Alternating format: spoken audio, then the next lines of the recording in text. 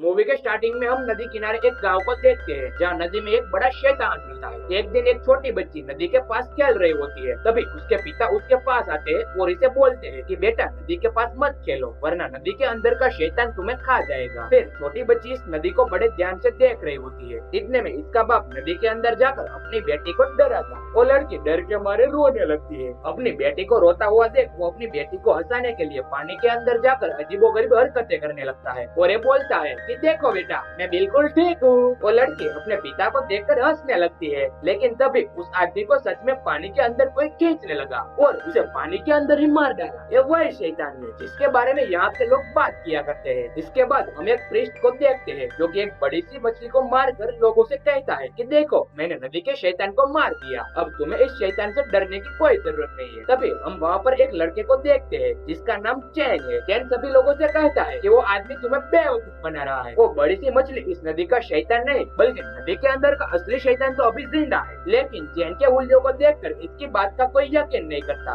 उल्टा वो लोग चैन को एक रस्सी से उल्टा लटका देते हैं। गाँव के लोग नदी के शैतान को मारकर नदी में कूद जाते हैं और बिना किसी डर के नदी में मस्ती करते हैं। चैन लटके लटके देख लेता है कि पानी का शैतान इन लोगों की तरफ बढ़ रहा है। वो सभी लोगों से चिल्ला चिल्ला कर कहता है कि पानी से बाहर निकल जाओ, शैतान तुम लोगों की ओर बढ़ रहा है। लेकिन इसकी बातों पर कोई भी यकीन नहीं करता। जब सब अपनी मस्ती में थे तभी वो शैतान इन लोगों के पास पहुंच जाता है और कई लोगों को जिंदा निगल लेता है। सभी लोग शैतान से बचने के लिए छुप जाते हैं। तभी हम देखते हैं जो छोटी सी बच्ची जिसके पिता को शुरुआत में शैतान ने मार दिया था वो अपनी माँ के पास जाने लगती है। तभी पानी का शैतान आ जाता है और इस लड़की को पकड़कर पानी में खींच लेता है। अपने बेटे को खतरे में देखकर इसकी माँ अपनी बच्ची को बचाने लगती है और गाँव के कुछ लोग भी इसकी मदद के लिए आ जाते हैं, लेकिन वो लोग इस बच्ची को नहीं बचा पाते और पानी का शैतान इस लड़की को पूरा खा जाता है। इसके बाद इस बच्ची की माँ गुस्से आकर शैतान को मारने के लिए पानी में कूद जाती है, लेकिन शैतान इस बच्ची की माँ को भी निगल जाता है। इतने में चैन अपनी रस्सी खोलकर शैतान से लड़ने लगता है। उसे मालूम था कि शैतान को पानी में नहीं हराया जा सकता, इसीलिए किसी न किसी तरह उसे पानी से बाहर निकालना होगा। चैन किसी तरह इस शैतान को पानी से बाहर एक लकड़ी के ऊपर तक ले आता है और शैतान को पानी से बाहर धकेलने के लिए दूसरी तरफ छलांग मारता है, लेकिन शैतान बहुत ही भारी होता है। इस वजह से चैन खुद ही ऊपर उछल जाता है। इसके बाद कई लोग कोशिश करते हैं लेकिन इस शैतान को ऊपर नहीं ला पाते। इसके बाद गांव की एक बाहरी औरत लकड़ी के दूसरी तरफ छलांग मारती है जिससे वो शैतान ऊपर आ जाता है। थोड़ी देर में वो शैतान अपनी शैतानी रूप से इंसानी रूप में बदल जाता है और इससे बाद गांव के सभी लोग शैतान को मारने वाले थे, लेकिन चैन सभी लोगों से कहता है कि मैं शैतान को पकड़ने में उस्ताद हूँ, अब इस शैतान को मेरे भरोसे छोड़ दो। इसके बाद चैन शैतान के सामने अपनी शैतान पकड़ने वाले नर्सरी राइड्स की किताब खोलकर पढ़ने लगता है, लेकिन चैन के मंत्र को सुनकर शैतान अपने आप से बाहर हो जाता है और चैन को ही मारने लगता है। तभी वहाँ पर एक लड़की आ जाती है जिसका नाम डुआइन था। ये शैतान पकड़ने में माहिर थी। डुआइन शैतान को खूब मारने के बाद अपने जादुई थैले में बंद करके एक पपेट में बदल देती है। शैतान के गायब होते ही गाँव वाले एकदम खुश हो जाते हैं और खुशी के मारे डुआइन का शुक्रिया अदा करते हैं। डुआइन चैन के नर्सरी राइड्स वाली बुक देखकर बहुत मजाक उड़ाती है। एक दिन चैन एक शैतान की खबर सुनकर एक रेस्टोरेंट में जाता है। रेस्टोरेंट में जाते ही उसके पास एक लड़की आती है जो इसे रेस्टोरेंट के खाने के बारे में बताती है। चैन लड़की को देखते ही समझ जाता है कि यह सब एक छला हुआ है। चैन इस रेस्टोरेंट में मरे हुए कई सारे लोगों की लाश देखता है। वो समझ जाता है कि ये सब उन शैतानों की एक चाल है। वो इस लड़की से बोलता है कि मुझे बेवकूफ बनाना बंद करो, मैं जानता हूँ कि तुम एक शैतान हो। यह सुनकर वो लड़की चैन को मारने लगती है, लेकिन तभी एंड मौके पर वहाँ डुआइन भी पहुँच जाती है और वो शैतान को मुक्के मारकर फोड़ देती है। वहाँ पर इस रेस्टोरेंट की एक और चुड़ैल आ जाती है, लेकिन डुआइन इन सबको एक एक करके अपनी जादुई कड़े की मदद से मार डालती है। अब यहाँ पर आता है सबसे खतरनाक डिमोइन, यानी कि इस रेस्टोरेंट का मालिक। डुआइन और इसके बीच में लड़ाई होने लगती है और डुआइन इसे खूब मारती है और इसे पकड़कर चैन को इसके गले से शैतानी शक्ति चूसने को कहती है। चैन बिल्कुल ऐसा ही करता है। थोड़ी देर बाद डुआइन शैतान को अपने अंदर चूसकर अपने थैले में बंद कर देती है, लेकिन वह शैतान थैला फाड़कर अपनी असली रूप में आ जाता है। वो भी एक खतरनाक जंगली सुअर का रूप ले लेता है। इस शैतान को इस असली रूप में देखकर यह लोग जान बचाने के चक्कर में वहाँ से भाग जाते हैं। चैन डुआइन का शुक्रिया अदा करता है कि आज तुमने मेरी जान बचा ली है। डुआइन चैन से प्यार करने लगती है और वो चैन के करीब आने की कोशिश करती है, लेकिन चैन वहाँ से भाग जाता है। अगले दिन चैन अपने गुरु के पास जाता है और उन्हें कल रात की सारी बातें बता देता है। इसके गुरु इसे कहते हैं कि मैं जानता हूँ बिग डेमोइन के बारे में। वो कभी एक अच्छा इंसान हुआ करता था, लेकिन वो बिल्कुल सुअर की तरह दिखता था, इसलिए उसकी बीबी ने उसे धोखा दे दिया और अपने आश्रय के साथ मिलकर इसे मार दिया। चैन अपने गुरु से पूछता है कि बिग डेमोइन को कैद करने और काबू करने का मुझे कोई तरीका बताओ। गुरु गुरु इसे बोलता है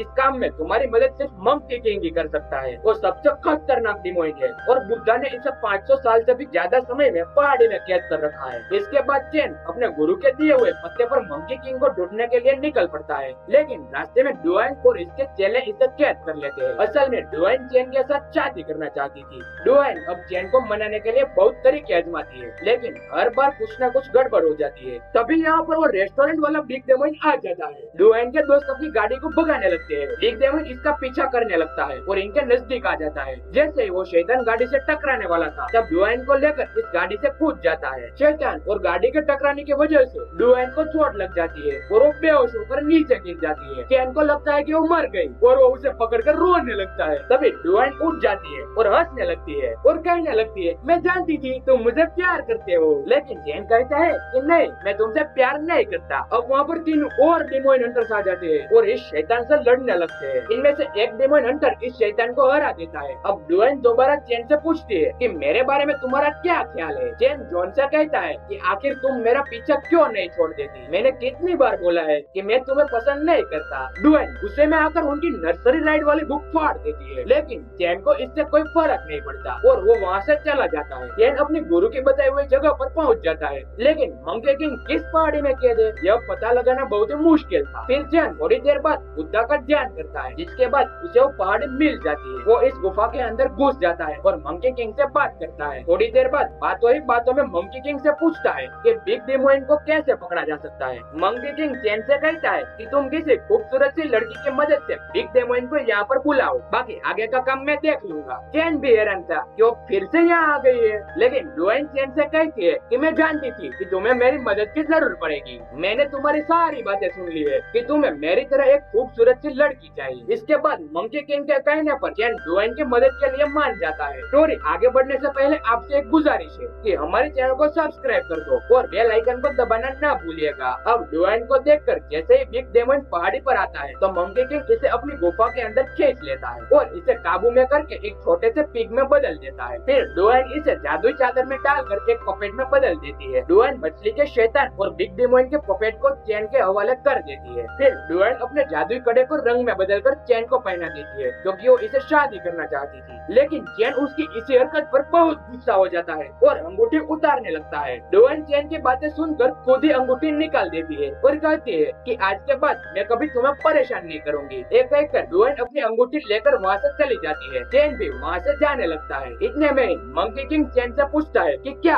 आज रात चांदनी रात होगी। चैन कहता है कि हाँ। फिर मंकी किंग कहता है कि मुझे तो चांदनी रात को देखे हुए पता ही नहीं कि कितने साल हो गए हैं। गुफा के अंदर लगा फूल अगर तुम हटा दोगे तो इस चांदनी रात का मजा मैं भी ले सकूंगा। चैन मंकी किंग के जासे में आ जाता है और वो गुफा के ऊपर लगा फूल तोड़ देता है, जिसकी वजह से वहाँ के सारे फूलों में आग लग जाती है और मंकी किंग का श्राप खत्म हो जाता है और वो वहाँ से आजाद हो जाता है। और चैन से कहता है कि तुम तो बड़ी आसानी से मेरे जासे में आ गए। चैन कहता है कि ज्यादा खुश होने की जरूरत नहीं है, बुद्धा अभी भी तुम्हें देख रहा है। मंकी किंग बुद्धा का नाम सुनते ही गुस्से में आ जाता है और चैन के सारे बाल उखाड़ देता है। लेकिन चैन बुद्धा के ऊपर अपना विश्वास और अपनी श्रद्धा नहीं छोड़ता। तभी वहाँ पर वो तीनों डेमोन हंटर आ जाते हैं जिन्होंने बिग डेमोन को हराया था। ये तीनों हंटर्स मिलकर मंकी किंग से लड़ने लगते हैं और वो तीनों अपनी पूरी ताकत लगाकर मंकी किंग को पकड़ने की कोशिश करते हैं, लेकिन मंकी किंग बहुत ताकतवर था और वो इन सबको हरा देता है। इसके बाद मंकी किंग चैन को मारने जाता है, लेकिन तभी वहाँ पर डुआन आ जाती है। चैन डुआन से कहता है कि तुम यहाँ से चली जाओ, लेकिन डुआन मंकी किंग से कहती है कि तुमने इसके साथ ऐसा करने की हिम्मत कैसे की। ये कहकर डुआन मंकी किंग पर हमला कर देती है,